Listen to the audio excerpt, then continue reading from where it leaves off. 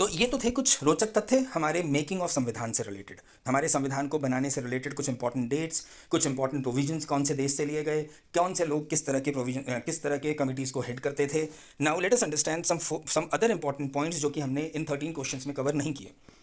The Indian Constitution is the longest written constitution in the world with 25 parts, 448 articles and 12 schedules. जब ये constitution का निर्माण हुआ था तब तो 395 आर्टिकल्स थे और 8 शेड्यूल्स थे, लेकिन 70 सालों 75 सालों में जैसे जैसे देश आगे बढ़ा, ज़रूरत के हिसाब से कुछ आर्टिकल्स को लाया गया और शेड्यूल्स को बढ़ाया गया, और आज की डेट में ये वर्ल्ड का सबसे बड़ा लिखित कॉन्स्टिट्यूशन है। जो original copy of Indian constitution है वो हिंदी में और इंग्लिश में उसे रखा गया है कि स्पेशल हेलिमेन में, और वो लाइब्रेरी में है पार्लियामेंट ऑफ इंडिया की।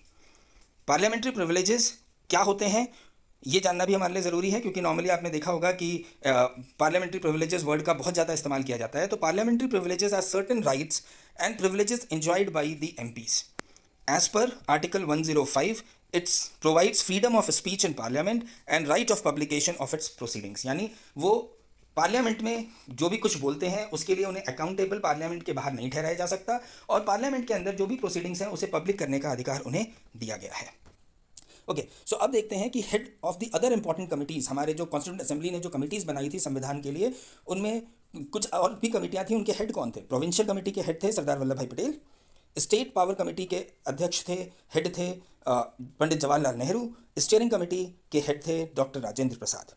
ओके, तो apart from the Indian constitution में और भी चीज़ें हैं जिसे कि शामिल किया गया, जैसे कि भारत का नेशनल फ्लैग, इंडिया का झंडा कब अडॉप्ट किया गया। सो इंडिया का झंडा इंडिया की आज़ादी से पहले ही अडॉप्ट कर लिया गया था, और वो किया गया था 22 जुलाई 1947 को। नेशनल एंथम जनगण मन जो है उसे अडॉप्ट किया था हमारे देश ने 24 जनवरी 1950 को। नेशनल सॉन्ग को अडॉप्ट किया गया था 24 जन 1950 को। तो ये डेट्स याद रखिए, क्योंकि इन डेट्स के ऊपर भी कई बार यूपीएससी पीसीएस में सवाल पूछे जाते हैं। So friends, thank you very much. ये तो थे कुछ ऐसे सवाल जो कि मेकिंग ऑफ इंडियन कॉन्स्टिट्यूशन के ऊपर ज़्यादातर जनरल नॉलेज की बुक्स में या जनरल नॉलेज के क्विजेज़ में, एग्जाम्स में पूछे जाते हैं। So all the very best, thank you very much. अगर आपको ये वीडियो यूजफुल लगा तो would request you to please like and subscribe us and share us as much as possible. Will come out with the next video soon. Thank you very much.